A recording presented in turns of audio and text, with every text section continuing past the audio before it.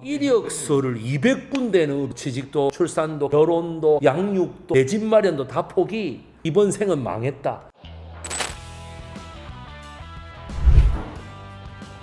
안녕하십니까. 이번 3편 교육 동영상으로 돌아온 서울 남부주의 본부장 김태형입니다. 이번 교육 영상은 매우 특별한 분을 저희가 모셨는데요.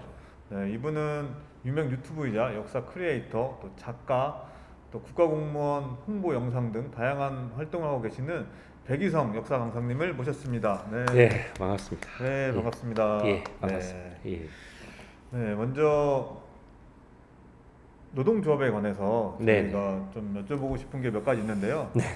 네, 노동조합은 일단 이제 사용자와 노동자라는 가불관계가 명확한 불평등한 관계잖아요. 이제 네네. 그런 면에서 이제 노동조합의 필요성에 대해서는 우리 여러 조합원들이 많이 이제 인식하고 계실 텐데, 그래도 간략하게 왜 우리는 노동조합을 만들고 가입해야 하며 그런 부분에 대해서 좀 설명해 주시겠어요? 예, 노동자들이 자기의 권익을 지키기 위하여 네네. 권익을 지키고 또 향상시키기 위해서 이렇게 그런 것들이 제대로 지켜지지 않을 때에 네네. 사용자와 동등한 위치를 가지고 협상을 해야 되기 때문에 네. 사용자는 한 명일지라도 이 노동자는 단체를 형성할 수 있다라는 얘기가 어디 나와 있는지 아십니까? 헌법에 예. 있는 걸로 알고 있습니다. 헌법에 나와 있습니다. 네. 33조에 나와 있습니다. 네. 헌법에 나와 있다는 건 무슨 이야기입니까? 국민의 기본권이라는 이야기입니다. 그래서 노조의 필요성이라는 것은 이미 1987년도 10월 달에 만들어진 육공화국 헌법에 의해서 더 이상 재론의 여지가 없는 국민의 기본권으로 딱 보장된 겁니다. 네.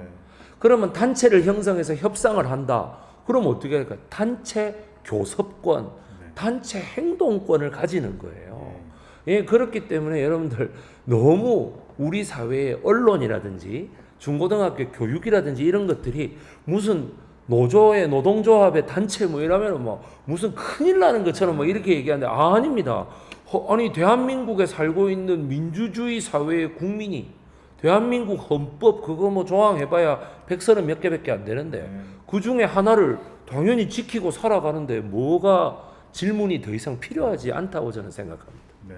예. 즉 우리 헌법에 기본되어 있는 기본권 중에 기본권이라는 그렇죠. 말씀이시죠. 예, 그럼요. 네. 그럼 과연 이런 노동조합이 네. 지금 현재 시대 말고도 과거 네. 조선 시대나 그 이전에도 네네. 이와 비슷한 유사한 기구가 있었는지 그것도 좀 궁금합니다. 예. 기구라는 것보다도 여러분들 많은 분들이 역사 교육에 있어서 네. 좀 제가 문제로 삼고 있는 것이 고려 시대로 저 멀리 한번 가보죠. 예, 예. 망이 망소이 네. 생각나실 거예요. 예, 예. 그 다음에 만적의 그 뭐예요? 네. 끝에 꼭이게부터 난이부터 난. 네. 그 사람들의 합법적인 어떤 권한 투쟁이다, 예. 단체 활동이다가 아니고 반란이래요, 무조건. 네. 밀란이라고. 예, 밀란. 네. 예, 그럼 무슨 뭐가 잘 돌아가고 있는데 쓸데없는 사람들이 모여가지고 괜히 지네들 욕심 때문에 뭘 반란을 일으킨 것처럼 이렇게 네. 교육이 되고 예. 그 명칭이 그렇게 나옵니다. 네. 이것이 참 저는 잘못된 거라고 저는 교과서에도 생각합니다. 한 줄로 간략하게 나오는 것 같아요. 예, 한 줄로 간략하게.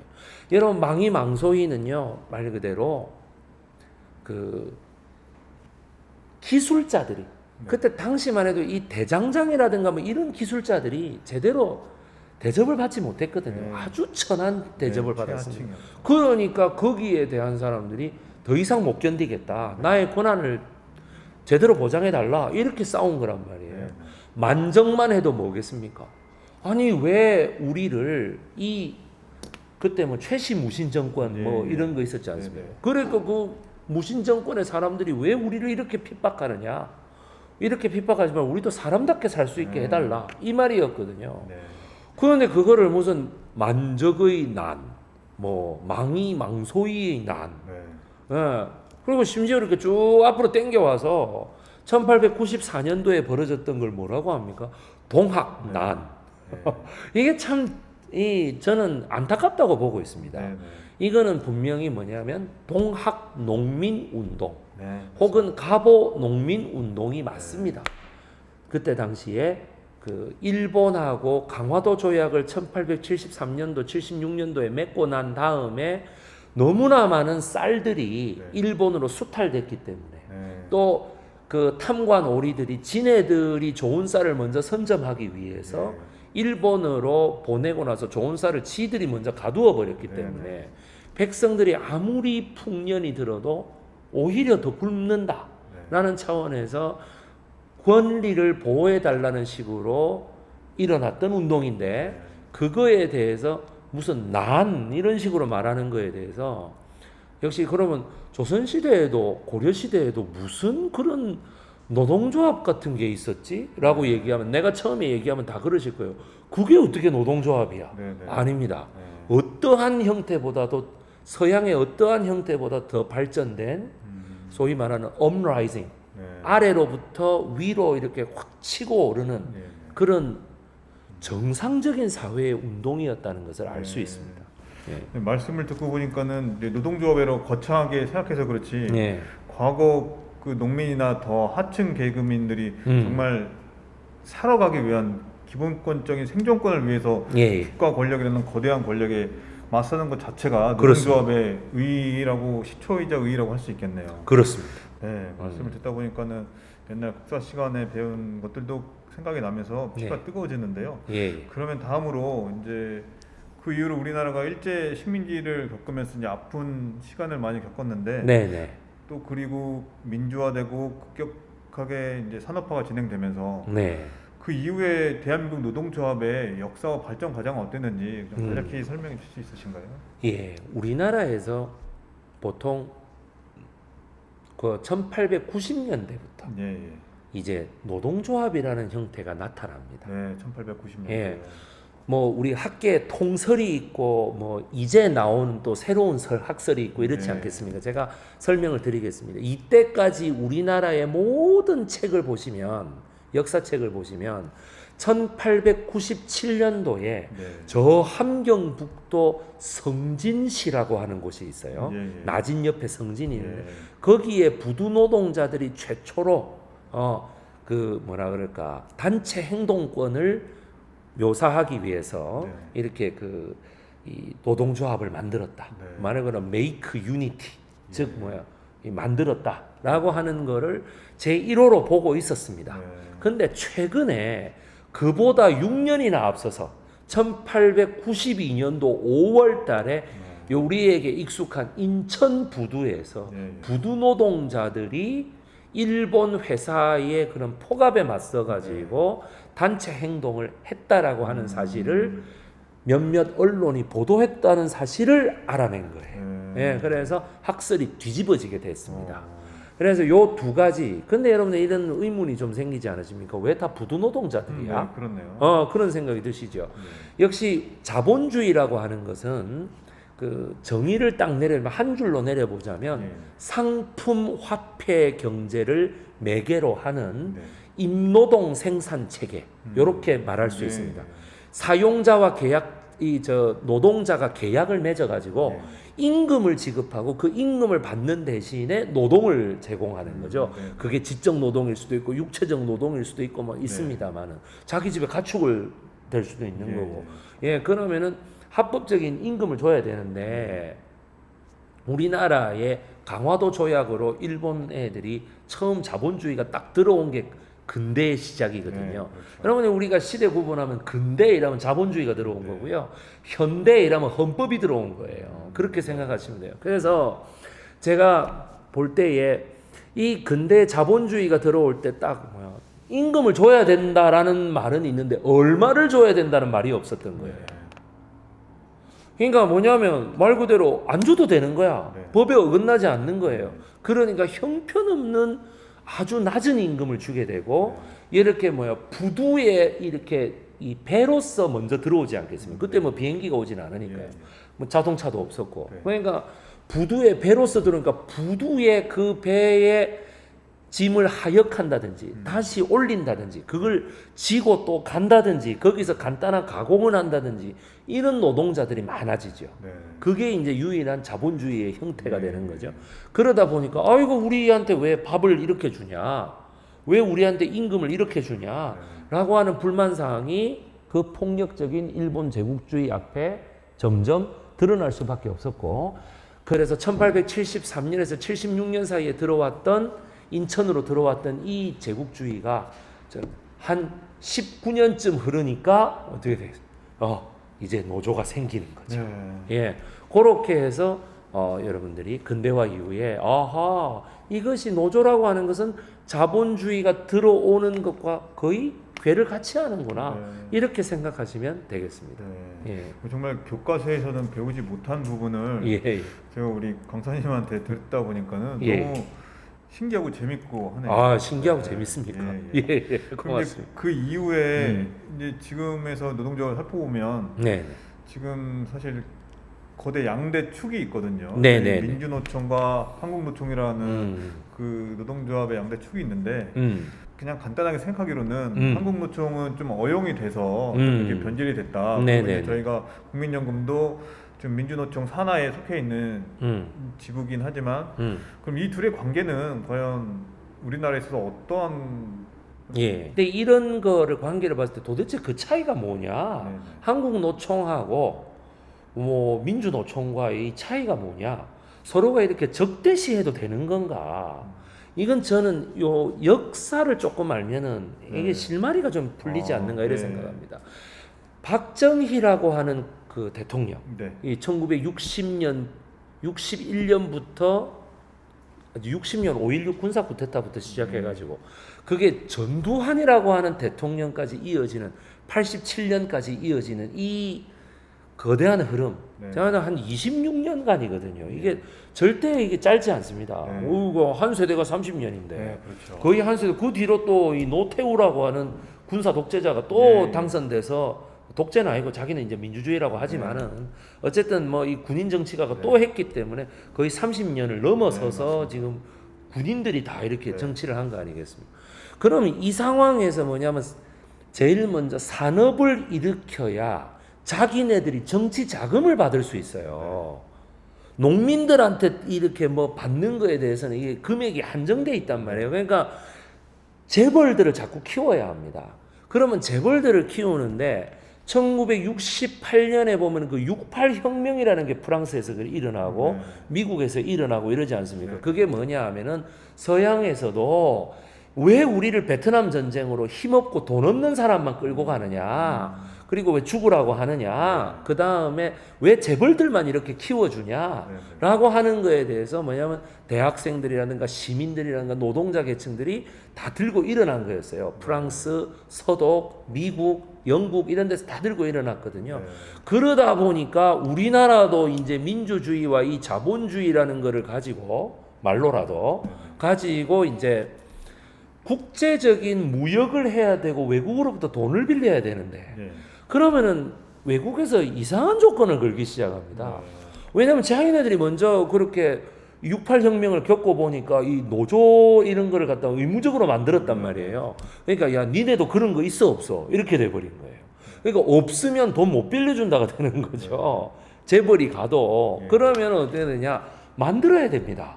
돈을 빌려와야 되지 않습니까? 그래가지고 대규모 공장을 돌리고 만들어야 정치 자금을 받아도 좀 단위가 커지지 않겠어요? 그렇게 하다 보니 만들어진 것, 그것이 일종의 지금 민주노총에서 얘기하는 어용노조의 형태가 되겠습니다. 그런데 이 민주노총이라고 하는 것은 그 뿌리가 사실은 1970년대부터 시작된다는 사람도 있지만은 정확히 제가 보면은 이렇게 볼 수 있습니다. 1984년도, 85년도에 그 구로공단, 여러분 서울의 구로구, 지금 금천 뭐 가산 디지털단 이런 거 다 포함되죠. 구로공단하고 저기 어디야? 그러고 나서 조금 있다가 이제 또 생기는 게 뭐 인천의 남동공단이라든지 요런 공단들, 온수 공업 지역이라든가 요런 지역들에게서 슬슬 뭐냐? 최저임금제라고 하는 거에 대한 그 욕구가 일어나기 시작합니다. 1980년대부터 이게 외국 유학을 갔다 온 노동운동가와 교수들 사이에서 슬슬 이게 최저임금제, 그 시간당 얼마라고 하는 반드시 뭐 지금 같으면 그 시간당 지금 민주노총에서 운동하고 있는 게 10,000원, 네. 시간당 10,000원으로 가자. 인간의 가치라고 하는 것이 어떻게 되느냐, 최저임금제라는 것이 슬슬 이제 머릿속에 들어오기 시작해요. 우리나라는. 들어오기 시작하죠. 85년도, 86년도에 지금 더불어민주당 국회의원인 홍영표 의원이나 대우자동차 그쪽이라든지 아니면은 그때 당시에 그 대우노조 다 어패럴 이런 쪽에 이끌었던 구로공단 뭐 이쪽에 보면 지금 심상정 대선 후보 같은 사람들 그런 분들이 이제 최저임금제를 도입해 달라. 그리고 어떻게 돼? 주 뭐 6일제라든지 뭐 60시간 노동제라든가 지금 생각하면 60시간 어떻게 일해 싶은데 그때는 60시간 노동도 굉장히 획기적인 거였어요. 그러다 보니까 그런 걸 할 때 한국노총이라고 하는 단체가 생각만큼 잘 움직이지 않는 거예요. 왜? 그 사람들에게는 그게 생소하고 낯선 거예요.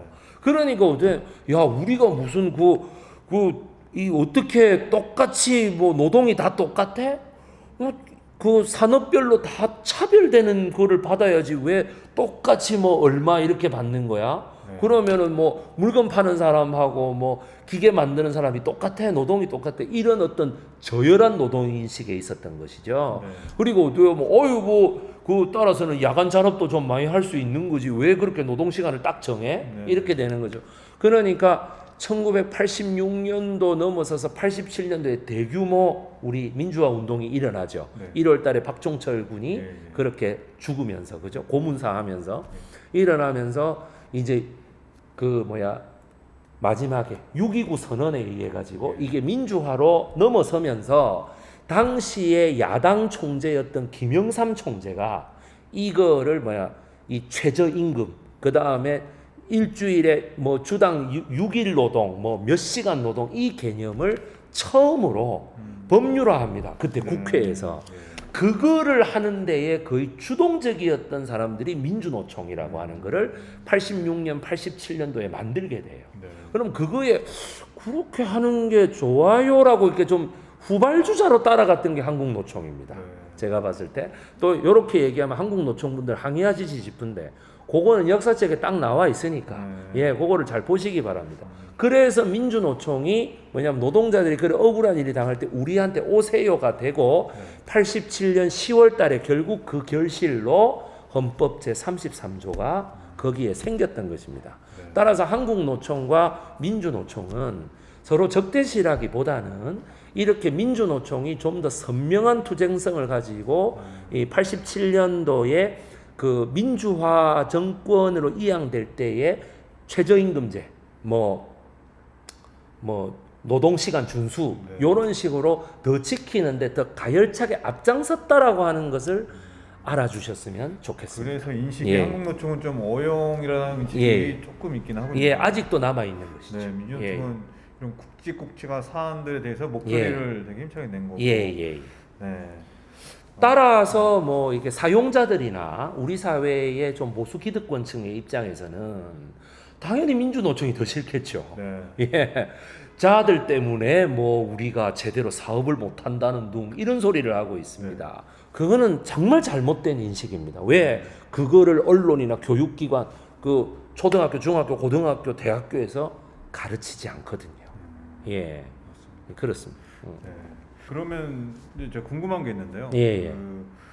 지금 현재 이제 민주노총이나 좀 노동조합도 기득권화되고 있다라고 하는 이 시각에 대해서 어떻게 생각하십니까? 뭐 일부 그런 면이 없지는 않겠습니다만은 저는 우리나라 그게 이제 언론 개혁을 해야 되는, 언론 개혁과 재벌 개혁을 해야 되는 큰 이유라고 생각합니다.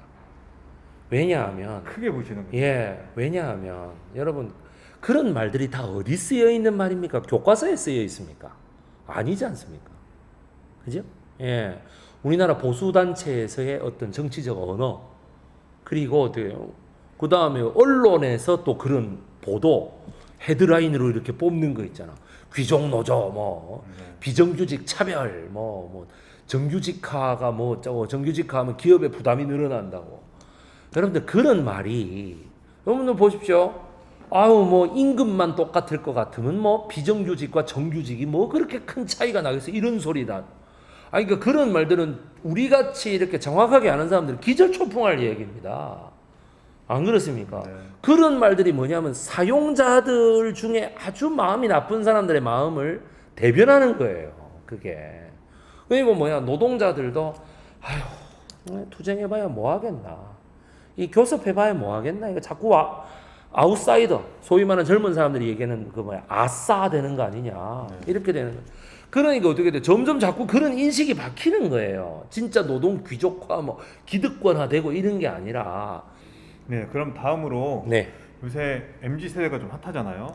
예, MZ. 네, 오. 노동조합도 이 MZ 세대 관련해서 국민연금뿐만 아니라 타 사업장 이 노동조합도 이 뭐 세대 갈등이나 좀 기존 이 조합원들과의 좀 갈등이 좀 있는데 이런 문제에 있어서는 예, 어떻게 생각하시는지? 예.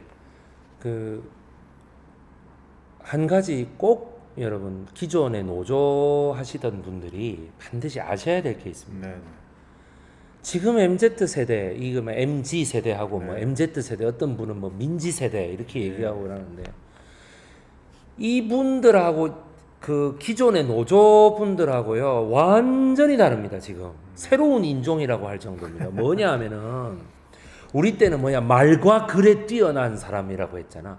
지금은 아니야. 영상에 뛰어난 사람들이에요. 그 다음에 두 번째, 라떼는 말이야라는 말 있잖아요. 나 때는 말이야, 내 때는 말이야. 좋습니다. 나 때 어땠는지 보입시다. 그때는 1980년대에는요, 너도 나도 인재를 끌어가던 시절입니다. 취직이 안 되지는 않았습니다. 네. 대학의 숫자도 훨씬 적었고, 대학 들어가기도 어려웠고, 지금은 그런 거는 있을 수 없는 일입니다. 상상도 하기 이력서를 200군데 넣어도 면접 오라는 데가 3군데밖에 없는 이런 상황이고 그나마 내가 한 군데라도 2차 면접까지라도 갈 수 있을까를 생각하는 시대입니다. 그러니 어떻게 될까요? 비정규직으로 들어가기도 어렵고 바깥에서 볼 때는 비정규직이었다가 다시 정규직 되면 난리가 나는 거예요. 네. 그러니 어떻게 되냐면 무조건 막 불합리한 건데도 불구하고 시험 봐서 하는 게 제일 공정한 거야. 그럼 이게 뭐냐면 나 때는 말이야라는 말을 물론 20, 30대들이 이렇게 따로 형성돼 있는데 40, 50대가 내가 얘기를 걸고 싶어서 함께 얘기를 나누고 싶어서 공동체를 형성하고 싶어서 들어가는 건 있는데 그렇다고 해서 그렇게 우리의 문법, 그러니까 기득권 세대의 문법, 기성세대의 문법으로 MZ세대에 접근하는 것은 저는 옳지 않다고 보고 있습니다. 그래서 MZ세대의 잘못이다 이러면 MZ세대는 더 쪼그라들겠죠. 더 애워 쌀 겁니다. 그래서 어떻게 됩니까? 요거를 좀 어떻게 하면은 이렇게 세대 간 소통을 잘 할 수 있을까? 요게 여기에 취업률을 높여주는 방향으로 가야 돼요. 제가 볼 때는. 그래야 이쪽 세대도 마음을 열고 가게 되는 거죠. 예전에는 우리 40대 50대 세대는 뭐냐면 집값이 지금보다 쌌어요. 예전에는 뭐냐면 대학교에 들어가는 게 좀 어려워서 그렇지 취직하기는 지금처럼 어렵지는 않았습니다. 그런데 지금은 5포 세대 여러분 들어보셨습니까? 뭐 취직도 뭐 출산도 결혼도 양육도 뭐 내 집 마련도 다 포기 이런 말. 그리고 MZ 세대부터 나온 말 이생망 이번 생은 망했다. 아니 지금 그런 마음가짐 다 포기했다 전부 다 이번 생은 망했다 이런 마음가짐인데 MZ 세대가 나 때는 말이야 이러고 시작하면 말이 안 되는 겁니다. 그거는. 그래서 이쪽은 젊지만은 장유유서 세대가 아니에요. 인권이 올라가 있다는 거죠.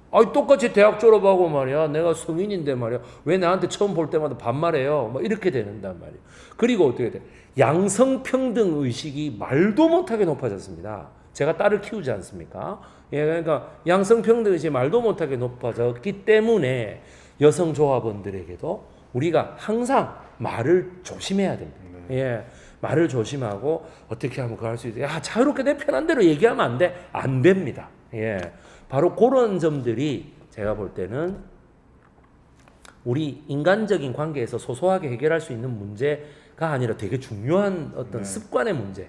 사회적인 왜 우리 사회가 민주화 뭐 산업화 민주화 정부가 엄청 빠르게 왔기 때문에 그 선진국형 인간인 MZ 세대 그리고 중진국형 인간인 저 백이성 강사의 세대 후진국형 국가였을 때 우리보다 한 10살 많은 베이비 부머 세대 그 더 위의 세대 이는 좀 당연히 세대 차이가 많이 날 수밖에 없습니다. 따라서 위의 세대들이 먼저 아래 세대라면 또 그런데 나이가 아래 세대에게 좀 더 주의하고 잘 다가서는 그런 그 모양새를 띠는 것이 노조의 운영 원리에도 좋을 것이다. 저는 그렇게 보고 있습니다. 사실 그게 기본적인 거잖아요. 예. 사람이 사람을 대하는 데 있어서 이제 예. 그게 기본적인 거고 하는데 예. 네, 저도 이제 노동조합을 해보니까는 과거 했던 기존의 관행대로 해왔을 때는 좀 문제가 된다는 걸 좀 많이 느끼거든요. 그렇습니다. 서로 노력이 많이 필요할 것 같습니다. 예. 네. 네, 이상으로 현장에서나 교과서에서는 들을 수 없었던 내용을 우리 역사 강사님이신 백이성 강사님을 통해서 얘기를 들었는데요. 흥미진진하고 더 길게 얘기를 나누고 싶지만 그래도 시간 제약상 여기서 마쳐야 될 것 같고요. 예. 다음번에 또 기회가 된다면 또 이렇게 모셔서 예. 더 많은 얘기를 나누고 싶습니다. 아 정말 감사합니다. 오늘 저도 너무 뜻깊은 시간이었습니다. 예. 그럼 이상으로 교육 남부지회 교육 동영상은 마치도록 하고요. 다음번에 또 찾아뵙도록 하겠습니다. 예. 네, 고맙습니다. 감사합니다. 예.